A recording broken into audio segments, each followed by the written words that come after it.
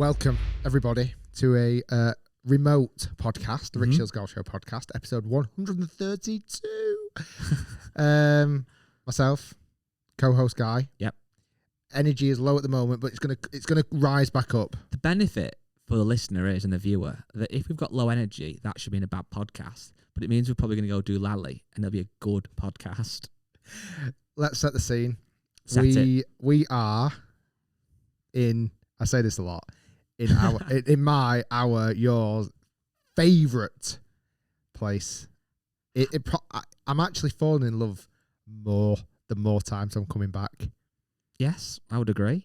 If you've not guessed it, we are here overlooking the old course at St.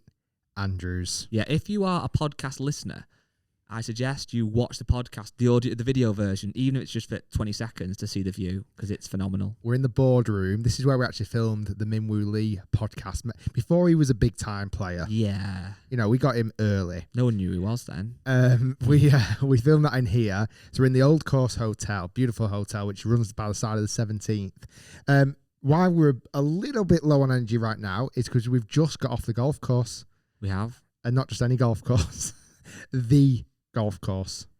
Arguably the most iconic and famous golf course on the planet. I honestly, genuinely think it is number one. Yeah, that and Augusta. Yeah. But I would probably... I feel like more non-golfers might still know of the old course, certainly in the UK. Yeah, I think so.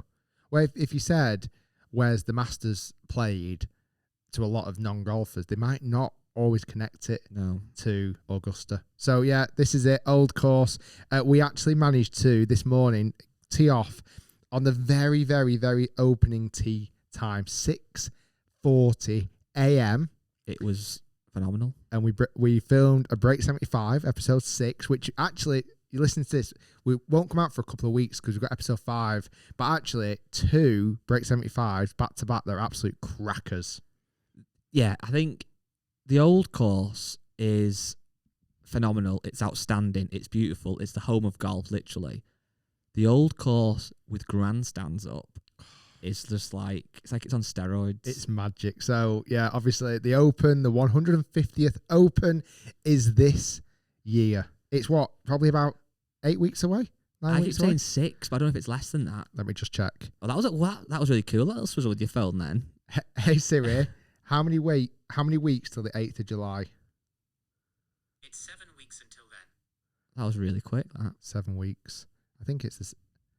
Oh, it's the 11th. But so yeah, 7 and a bit weeks. But we won't give any spoilers of Break 75 yet because you don't want to know. You want to obviously watch the video, and you should watch the videos because they are very, very, very good. Unreal. But the reason we are here is not only for Break 75, for some other filming that will be hitting people's screens, phone screens, laptop screens, TV screens, not quite cinema screens, or is it? Oh, VR screens. Oh yeah. If you're in the metaverse. Yeah. Should we rewind? Right. So we came up on Saturday afternoon, and we got into town almost exactly the same time at 6:30. We're staying in these apartments that are just out of this world. We've been very lucky at St Andrews when we've been to stay in some lovely hotels. We're in one now, the Old Course Hotel. It's phenomenal. It literally looks onto the golf course, and it's part of the golf course, isn't it? You have to hit over it. There's also Russock's up the road, a lovely hotel we've stayed at where you kind of walk out of the front and you're almost on the 18th fairway.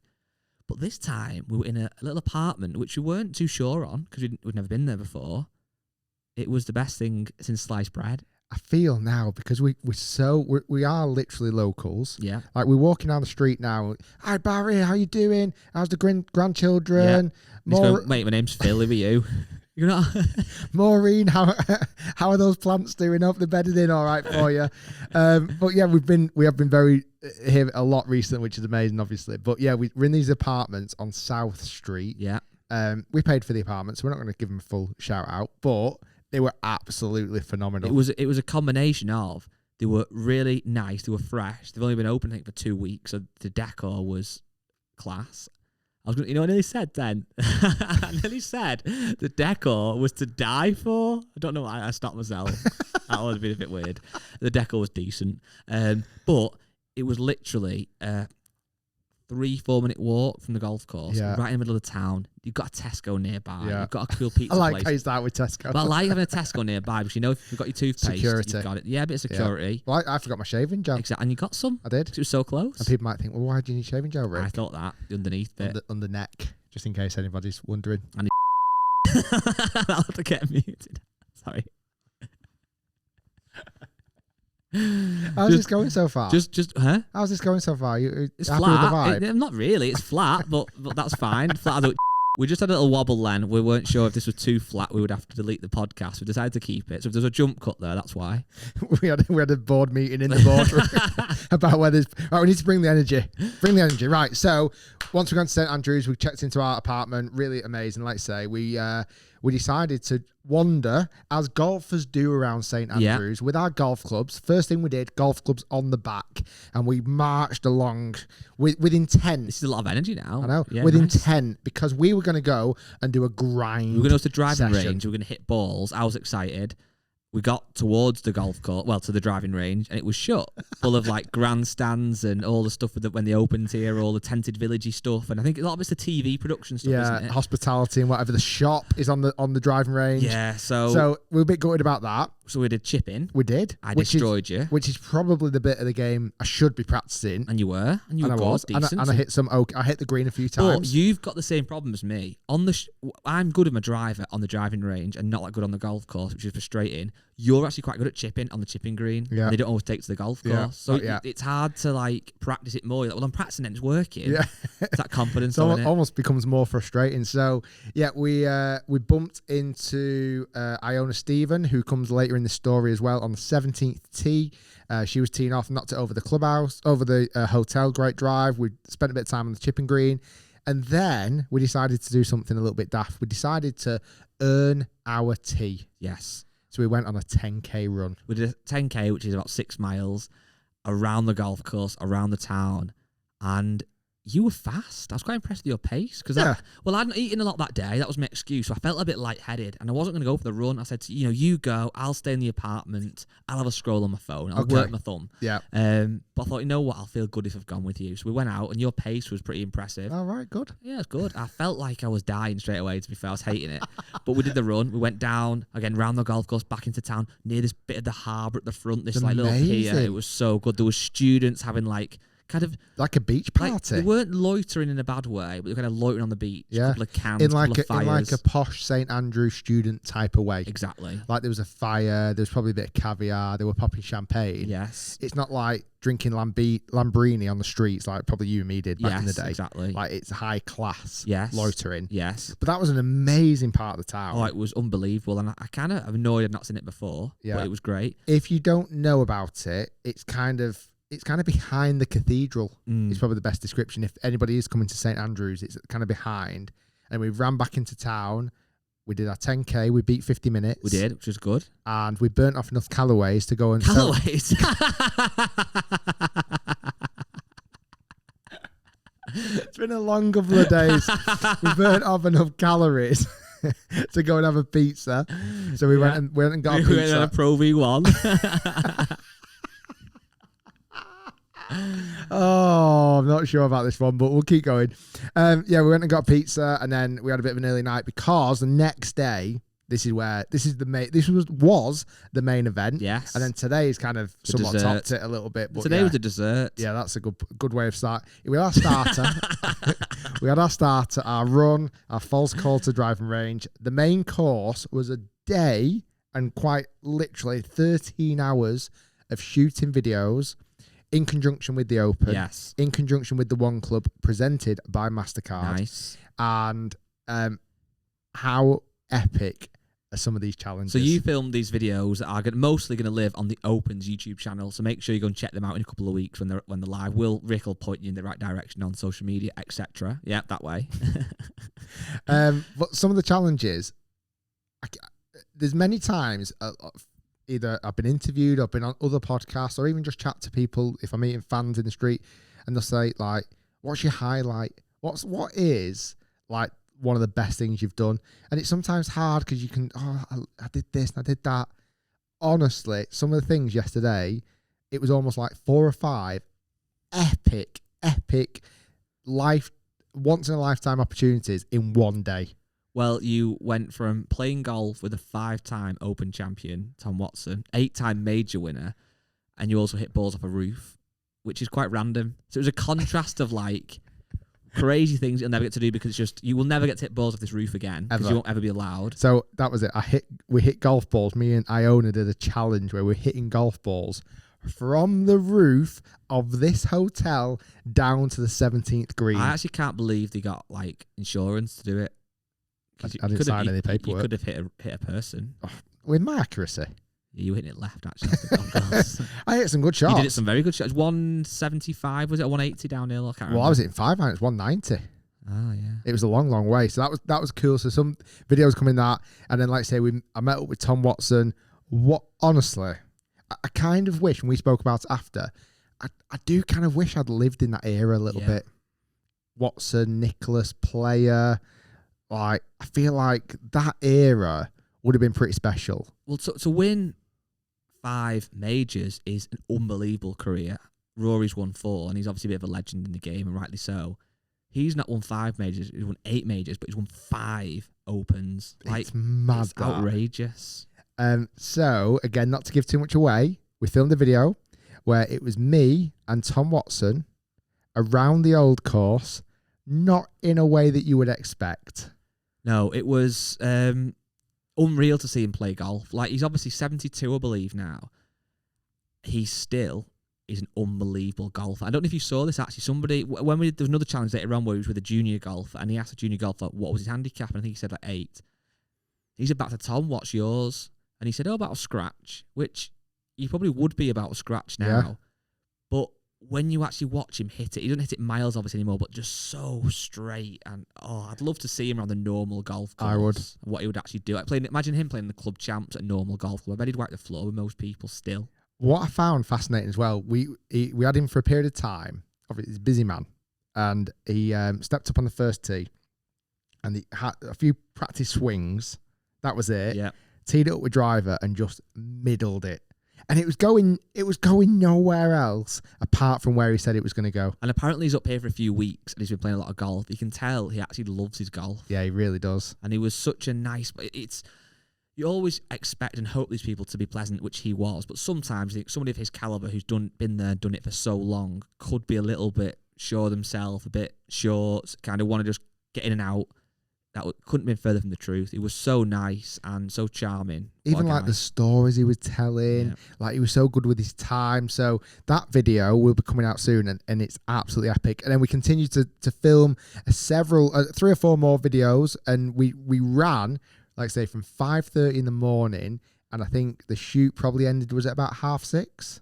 At night, yeah. It was a long, long day. So 13 hours, loads of videos.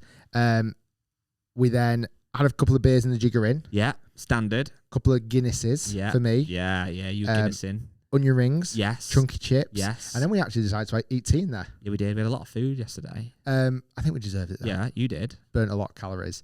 And then, to be honest, we were gonna hit the Dunvegan. Hit it hard. And watch the PJ Champs. But we were knackered. Yeah.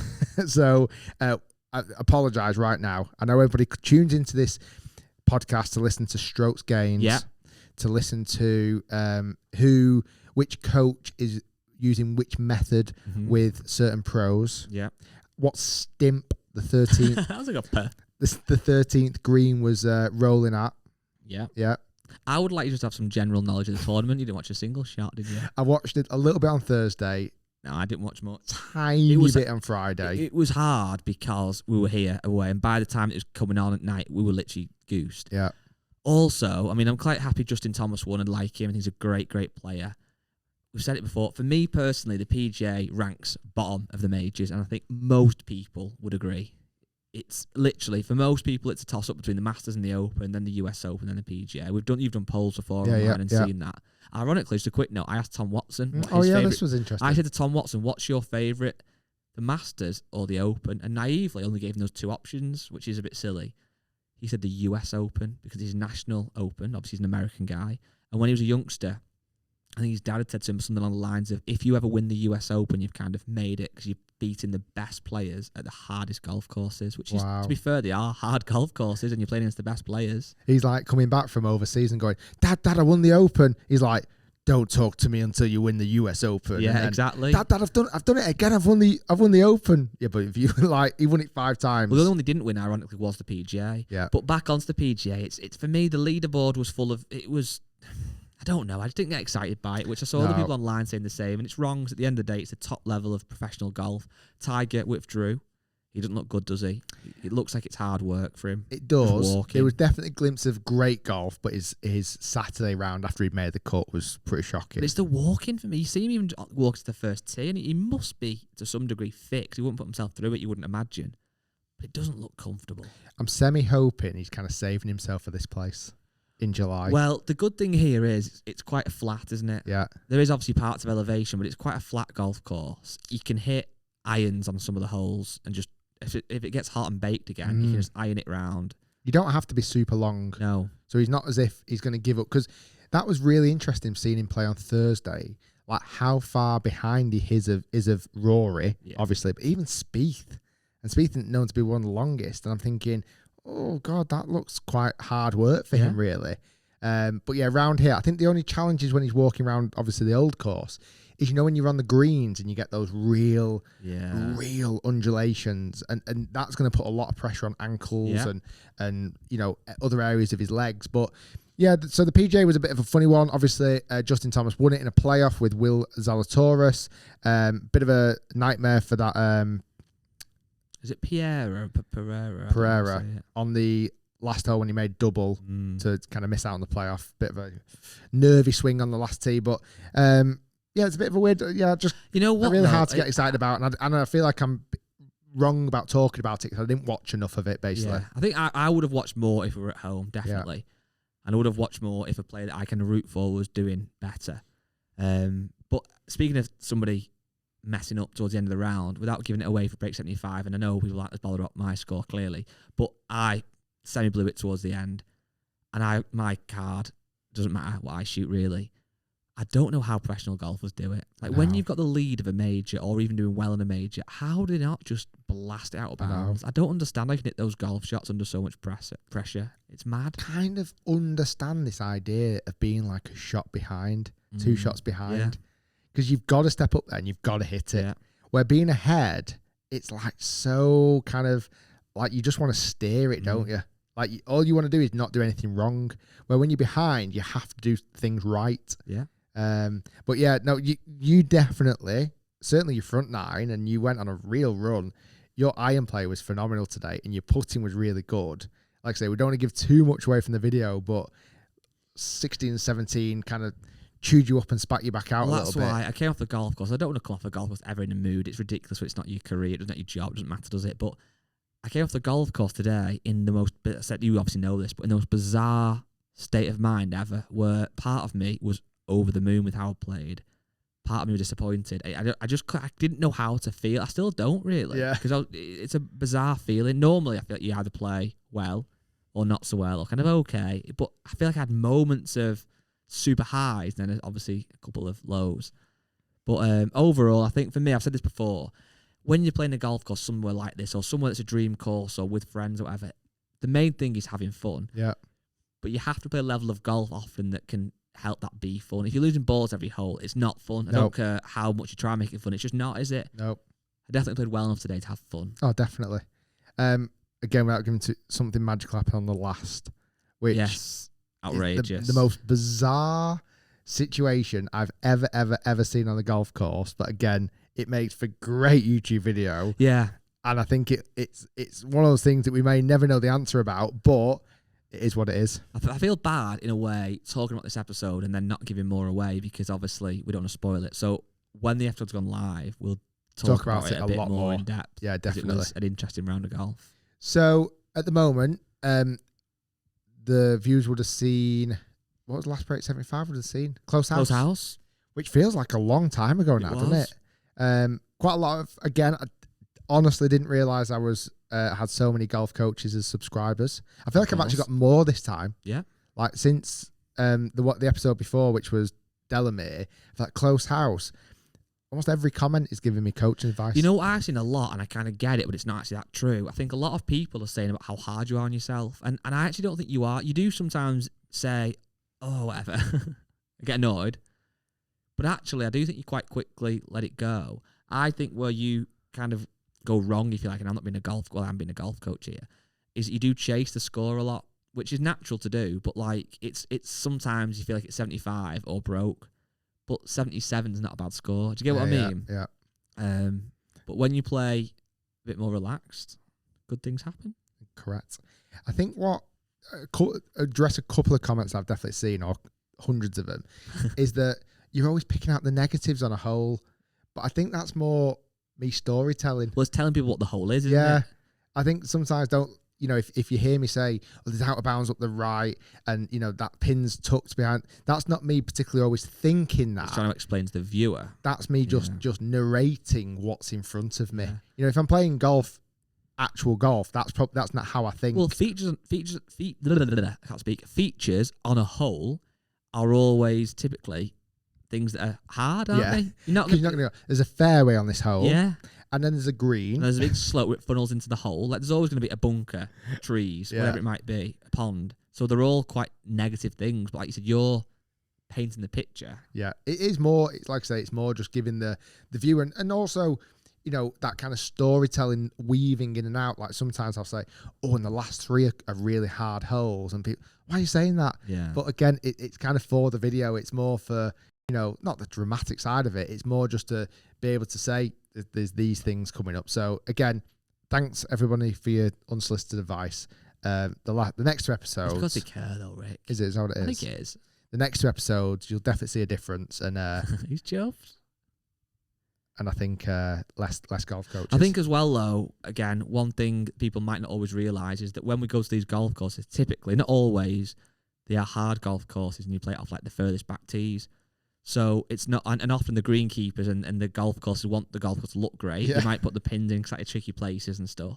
They've double cut the greens. Yeah, it is. And it is probably harder than people think. And also, again, I think I said this before, but to break 75, you have to shoot 74. Obviously, 74 at most golf courses is only 2 over par. So if you start off with a double or a bogey early on, even if you bogey the first, that becomes so difficult. Yeah, real challenge. So it is hard. And also this year you're going to do what?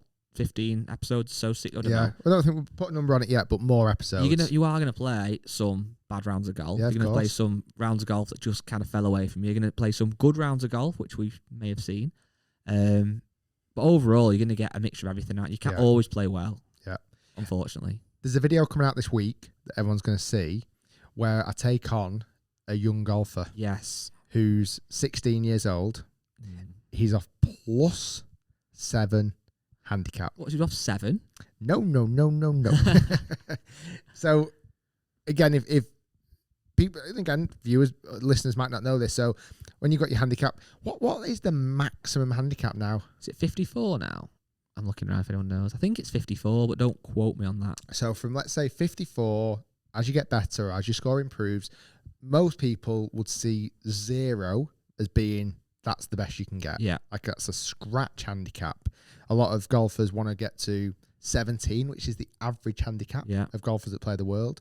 And there's obviously a huge chunk of players that want to get down to single figures. Of course. Like that's kind of like a premium goal. You're playing well or whatever it may be.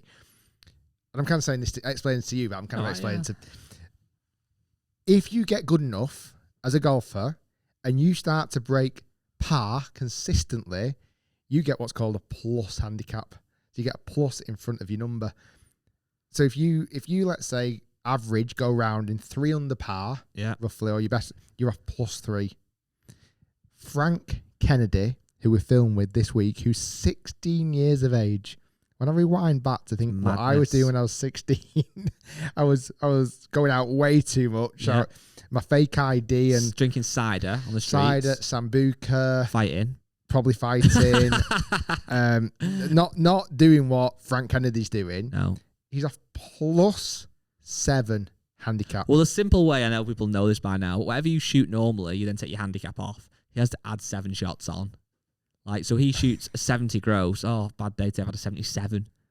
It's absolutely crazy. So we filmed with him.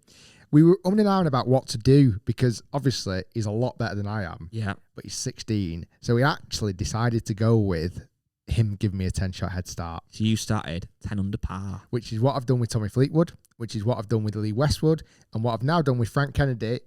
Even though he's not a tour pro, he's not a tour pro yet. Well, he's played on the DP World Tour, and he's the youngest, I think, either UK or English. I think it's Englishman boy to ever make the cut. He's made the cut at 16 years old on the DP World Tour. He's the number 1 16-year-old in Europe. Yeah. And he's the number 3 16-year-old in the entire world. I think what's mad, when you watch him play golf, you very quickly forget he's 16 because his age becomes irrelevant. You're just in awe of him. I think what's weird, when we talk about his age, I think we need to, so people realise how good he actually is. But I think sometimes you kind of think, oh, well, you're talking about him as being a good 16-year-old. No, he's not just a good 16-year-old. He is one of the best amateurs on the planet. I think his amateur ranking's like 150, I think he said. Yeah. So literally there's 140 odd amateurs in the world kind of officially better than him. He's unbelievable. He absolutely smashes it. He doesn't hit it like a 16-year-old. No, he hits. There was actually, I don't think you saw this shot, but again, we don't give too much away, but on the first hole, you went right and he went left. It's a par 5. And he hit it quite a long way. And he had a 7-9 left into the green. And he hit this shot and it kind of went onto the green, not too close, but onto the green. But the strike, it was that elite level of strike. Yeah. And no disrespect to a scratch golfer, because that's miles better than I am. But it wasn't like a scratch golf at a local club hitting a 7-9. No. It was like a tour pro. It was that speed and that strike, that compression, the sound, the noise it even made off the face. It was phenomenal. He hit his driver like a tour pro. He did. And we went to the British Masters a few weeks ago and we said, like, tour pros do seem to, it sounds different. It does. And even when I've been up close and personal with these best players, like, I'll hit a drive and it's sometimes hard to hear your own drive, but you can obviously still appreciate the difference. You hear them hit it and you go, it doesn't sound like that. You think it's quite, well, it's not simple, but it's because you do every golf club has got a few guys who swing it as fast as a tour pro. The guy might be a big beefcake or someone that's really tall and got long levers. So they may swing it at 115 miles an hour, 120, which is great, very, very fast. But they don't catch it in the middle, and if they do, it's very, very rare. These tour pros are swinging at like 115s, 120s, but catching it in the middle of the club face, but also kind of compressing the golf ball, certainly with irons as well, in a way that you just don't see at normal level golf. From what you see, again, with tour pros, they'll hit the middle, you're right, but because of their delivery numbers, their path, their angle of attack, their descent angle, face angle. Like, there's it's such a straight on hit. It's not a glancing blow. Yeah. You know, as soon as you put any path numbers from inside or out, it's more of a glancing blow where these guys are just so dialed in. And Frank had that. And the other thing he had was those really low fizzy wedge shots. Yeah, kind of spin. They don't look thin, but they almost have that look. We can hit them if we kind of thin it a bit. Yeah. It's like he catches it pure, it nips. He was obviously a very good golfer. That video will be a monster. I think people need to check it out because without putting pressure on him as a 16-year-old, he will be going places, I believe. Again, I've never seen somebody shoot the score he did and look so disappointed. Yeah. Which is crazy, isn't it?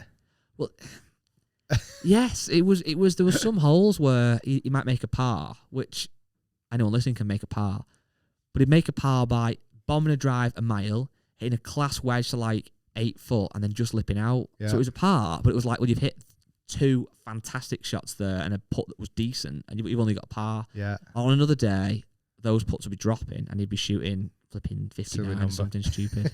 He has got that kind of mentality. Well, he won the Portuguese Amateur, and again, that's not like a junior tournament, the actual Portuguese Amateur Championship.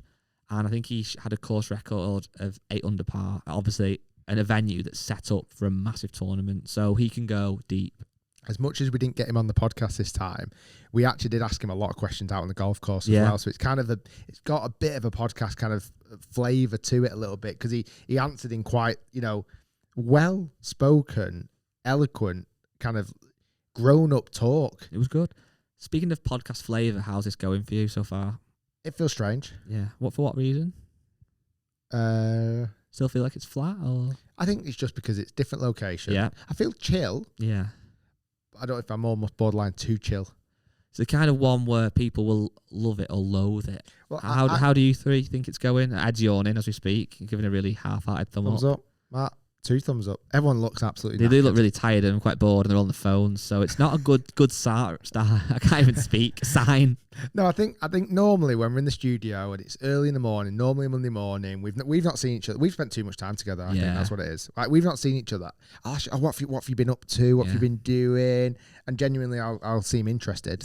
Yeah. I'll go, what did you do? And you go, went out with the kids. I'm going, not even listening. Yeah, did you go on the bikes? Great, brilliant. Again, went to swimming. Dinosaurs, right? Yeah. But I think this time, because obviously we've been together Friday, Saturday, now it's Monday. It's Saturday, Sunday, now it's Monday. It's like, yeah, I think we've kind of seen. I think as well, what's frustrating, but we've got some amazing stories from the golf course today. It's just started to rain outside, actually, so we made the best of the golf this morning. We've got some amazing stories from the golf course, but we can't really give them away yet because I don't want to ruin the Break 75. But it was fun. Let's talk about, just very quickly then, getting people excited. Because I know I am now, being here, playing the golf course. How epic is the Open actually going to be here? Be all right. It will be. 290,000 spectators for the week. That's a lot, isn't it? 55,000 a day on the tournament days. Crazy. It's going to be bananas. Yeah, I think it's going to be the biggest Open in my life so far. Yeah. I think because it's 150 and it got delayed a year because of COVID. Obviously, Tiger, hopefully, he's going to be here. He's committed. Fingers crossed, everything's going okay with his kind of health at the moment. I think we've been a lot, so we've kind of got invested into the town. I know we've said again so many times in the podcast about how much you love it up here, but we do. If you like golf, which I'm guessing 99% of people listening do, or 100% of people listening do, you will love this town. And when you've been here and you kind of see the people, the town, the vibe, it's going to be unbelievable. You know, the big standout for me this year, from what how many Americans are here? Oh, well, this is the first time we've been coming really this last month or two. Or did you come a month ago? I came, yeah. I filmed with Iona the day that's before, when I didn't come. A couple of days before, or the day before, filmed at Close House. So that's the first time since lockdown was lifted, really, where Americans are coming over. Yeah, I went into the Dunvegan and it was full of Americans. It was really full of Americans. You know what I learned today, though, playing the golf course again, was that there will be golfers coming who want to try and bomb it round here. And to be honest with you, there's a lot of room left and right. They will obviously go the roughing parts. It won't be as easy as it was for us today, obviously. But even if you bomber driving it near some of the greens, there's so many undulations and mad that you can easily 3-putt or 4-putt. Yeah. There's some of the greens are massive as well. So it's a weird one. Like, I don't know who I think is going to win. If it's going to be a bomber that can get it close to the greens, if it's going to be someone that's super accurate with irons and get it in the right parts of the greens, that's going to be a big advantage. If it's someone with a great short game, I think you have to know how to play links golf as well, don't you? If the wind gets up, you can't just hit it up in the air. So it is a true test of golf. You know, who I feel like it favours is, even though left is your friend around this golf course, so you imagine that players who have a tendency of missing it left to be fine. I also still think it favours a fade off a lot of tees. Yeah. You know, to get onto the right side of the fairway. Yeah, it does. Like, even though left is safe and there's nothing down there, 17 is a great example for that. If you can hit a little fade and get to the right side of the fairway, you can open up that green brilliantly. But if you're hitting and going, well, left is safe, it makes it so much harder. Well, that's what's unique here. Me and the guy, Paul, that we played with, we hit one on one of the holes a long way left. Like, stupid left. We're on most golf courses, you'd probably be out of bounds or in a hazard or something. But we were fine because, like you said, left is your friend. And he said when we got to our balls, on most golf courses, they'd be lost, they'd be gone, but we were okay. We were actually on a bit of a fairway off another hole. But then we hit our shots in.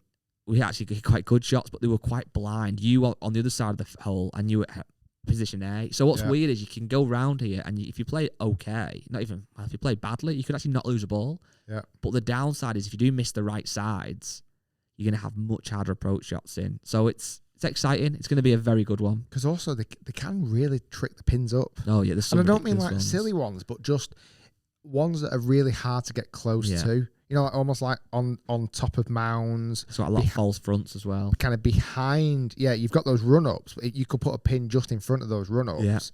Yeah.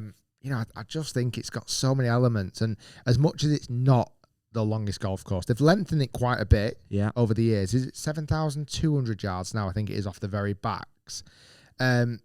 it's not as if it's like ridiculously long, but how it gets protected, obviously the weather, natural situations, but like you said, those kind of complexity of the greens that just makes it so challenging. I agree. I've got some questions on Facebook. I literally just before we started, I did a post on the Facebook group. Very good. Quick one as well. Last time we'll mention this. It has to be. Yeah, live. Well, yeah, of course. Live podcast is on the weekend. Looking forward to it. It should be good. Quite a lot of people coming. Great. So we're going to get a train down Friday. Yeah. We're taking out other halves. Yeah. Have you got any plans? Have you got anything you want to do while in London?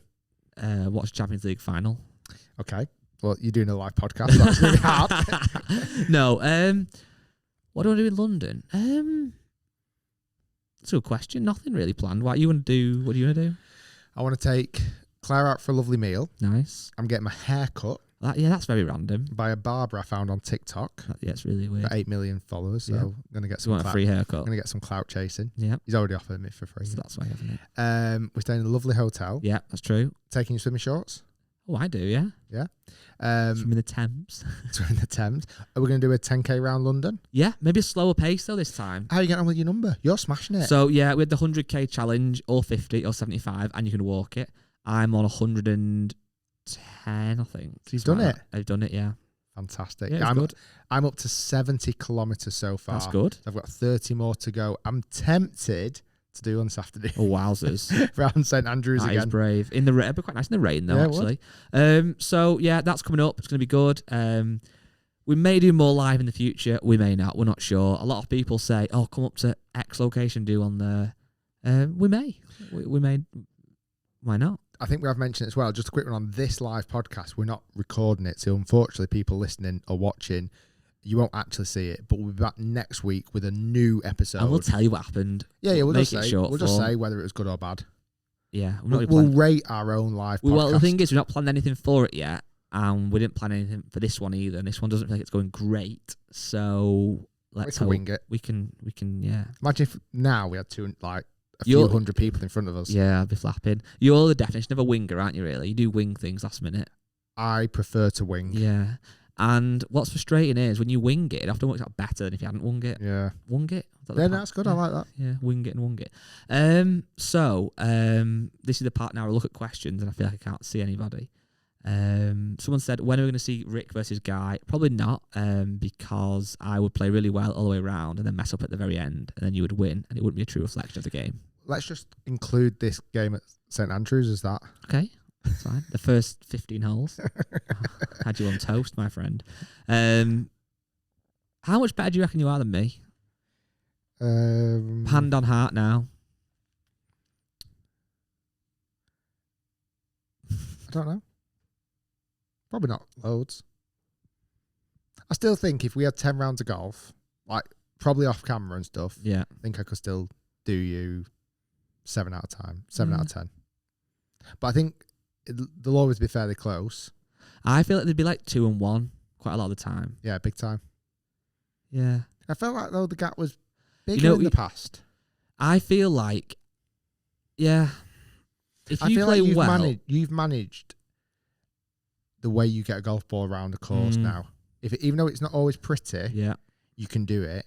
Where I have to almost be playing pretty golf to be good golf. I feel like if we had 10 rounds of golf, you would have a lot more. You might have 3 or 4 close to par, which I probably may not have. I might have more like 4 overs. I think you might have more higher ones, maybe. Yeah, you might have like an 88, and I feel like I probably have still got in the locker, but touch wood, it's more going to be 83s. Do you know what I mean? Yeah. So I think in match play, I think you'd win a lot more than probably I would. I prefer match play anyway. Yeah. Like I would have done well if today was match play for me, though. It might have been a good match, actually, if it was match play today. Let's very quickly work it out. Oh, this might take a long time. No, it's too long. It would have been close. No, because there's a couple of times, oddly enough, because even on the front 9 where you made a good score, yeah, I made not a great score. Yeah. It would have been close. We'll work it out. We'll work it out another time. Someone's actually... that's weird. Someone else said who would win if he played. You probably would win, but sometimes... struggling a bit, Rick. I should have planned really for this. All right. It's been a strange one. Everyone's understood. Everyone's like, to be honest, probably nobody's watching. Nobody's listening and watching right now. It's we were adamant we wanted to get this one done today, so it could be out for tomorrow. Which felt is like Tuesday. we were going to bring more energy to it. I think the lack of energy is either going to be really good or people haven't turned off. So it's a win-win because if you're still listening now, you've enjoyed it. Because if you've not, you'd have turned off. Yeah, and if you turned off, no hard feelings. Yeah, you won't hear this, but no hard feelings. If you're still here, thank you. Let's see how long we can just keep saying thank you for if people do turn off. No questions, nothing. You have a quick look, then I flapped it a Is bit. it Facebook? Really. It's on Facebook.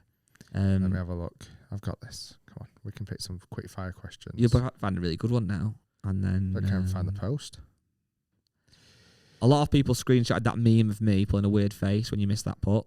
When's Rick going to challenge his subscribers? New series, Challenge Rick. I'm not sure if that's a good series. How much do lessons actually help a mid-high handicapper? They do. But it just depends if it's a technical thing or if it's a course management thing.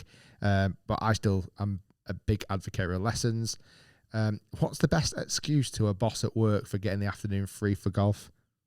Or should we ask Matt that question? What would you say, Matt's Matt? getting the afternoon off to play golf. He's going to edit the podcast. That's good.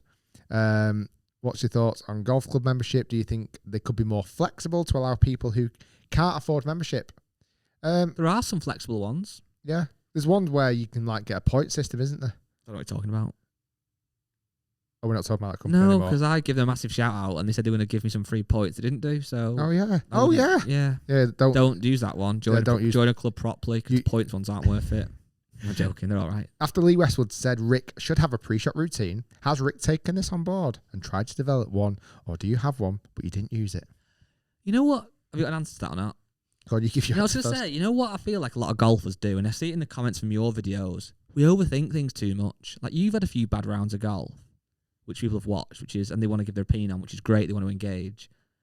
There's not a great deal to it. Your chipping's been quite bad, which we've said you're working on. It's just not kind of bringing it to the course yet. Just played a bit bad sometimes. Yeah. It's not like there's not loads of mad stuff going on. It's just that, do you get what I mean? Yeah. You can overthink it. Yeah. People do overthink it. Some days you'll play well and some days you won't. When you think about golf, you're swinging a golf club, a bat essentially, to a ball. Now the ball's not moving, it's fixed obviously.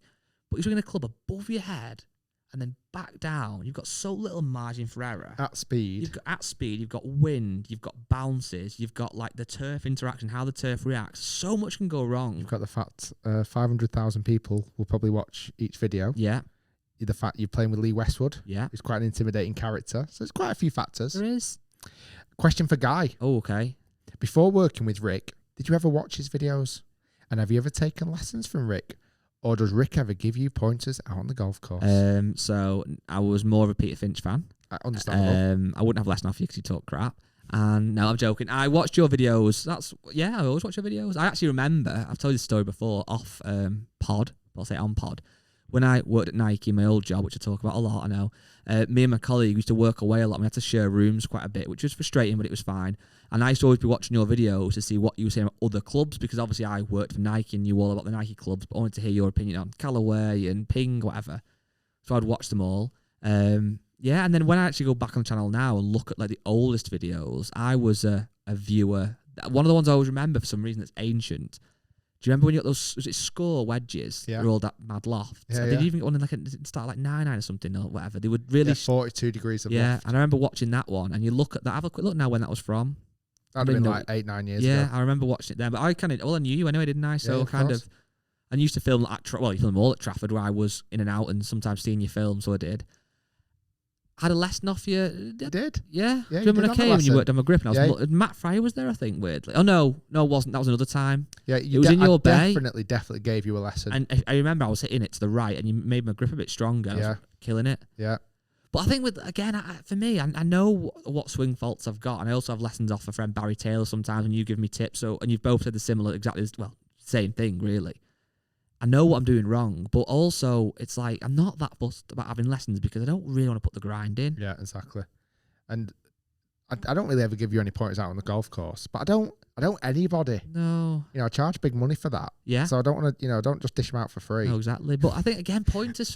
I'm not a know-it-all whatsoever. But my like today again, my bad shots come from bad shots. I've played golf long enough to roughly know how to get around a golf course. I like hearing things of you like, what are you seeing? Are you seeing a 6 iron coming off that or whatever? Like it's more that kind of discussion, isn't it? Really. I think the only time I never ever give advice on a golf course if it's not been asked for. Yeah. Like if you literally stood on the tee and go, Rick, we just check my alignment.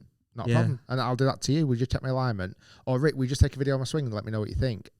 I feel like because I'm a golf coach or a golf pro, I would never ever give advice unless you'd ask for it. I've weirdly given you more advice. I tried to. I just think sometimes there's like you know, this idea, again, going back to the comments at the start, I'm not asking for it. I don't need anybody's assistance or help. I kind of know what's happening. Yeah. Played 100 balls to the lowest score ever for Guy. On a golf course, I was gonna. Sorry, Matt, I'm doing a bleep there. So let's just make a note at the time. Sorry, he looks really annoyed because he wants to get onto the golf course. 300 gross is my best ever. It's not amazing. What's the next sport Rick is going to get into and then drop? You know what I could see you doing? Like a boxercise kind of thing. So not full on boxing and sparring, but like a boxercise, buying like some gloves, getting on the pads, getting some wrist wraps. I've got into CrossFit now. Yeah. And I'm loving that at the moment. Yeah, that's next. We've had darts, badminton and road cycling. Perhaps Peloton. Nah. No. I've proper got off Peloton now. Or temping bowling. Is that what they've said? Yeah. I'm not sure about that. What's happened to Brooks Koepka? I don't know. No, I don't know. I think he's doing all right still. Right. I think that's about it, everybody. Yeah. Strange one. Books you both recommend to read? Golf books? I've still got, and it's a very old one now, the Tiger Woods How I Play Golf book. So good, that book. There's some really good nuggets in that, just little things, and some of it I've not read it for a long time, but some of it may not be seen as correct now with the information we have from like TrackMan and stuff like that, but there's some great tips in there. I always remember a line in it, because he used to always eat junk food, and then he realised how important it was to not do. And there's a picture of him eating a burger, and then a picture of him with better food, and it said something like, "Gone are the days where I would gobble down a burger at the turn," and he eats better food. And that's a weird thing. That's probably quite true. Like, obviously, you're famous for the sausage roll halfway around the golf course. Famous for. That's what everyone knows. But if you do have a load of bad food, you might then feel a bit worse. But that's a good book anyway. That's off topic. Harvey Pennick's Little Red Book. Yeah, it's good. Again, very simple. I probably should read them again, but the Dr. Bob Rotella ones are just phenomenal. The psychology ones, the 15th Club, golf's not a game of perfect. Putting, what's the putting one? Something putting about your dreams or something putting out. Can't remember that one, but they're all phenomenal. You know what I saw? I think I did tell you the other day. I was in Liverpool on Friday. I went to Waterstones just for a bit of a mooch. It's very peaceful ambience in Water. Do you ever go into Waterstones? Yeah, I've done, yeah. And I was just walking in, and there was a golf book on the side. Obviously, there's lots of golf books. And I grabbed it. I was reading it. I actually read it from cover to cover pretty much, which is quite bad. I didn't pay for it.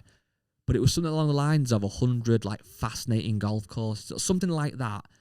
And it wasn't necessarily the 100th best in the world. It was ones that have a real story. So some of them were your Augusta, your old courses, the ones you'd expect.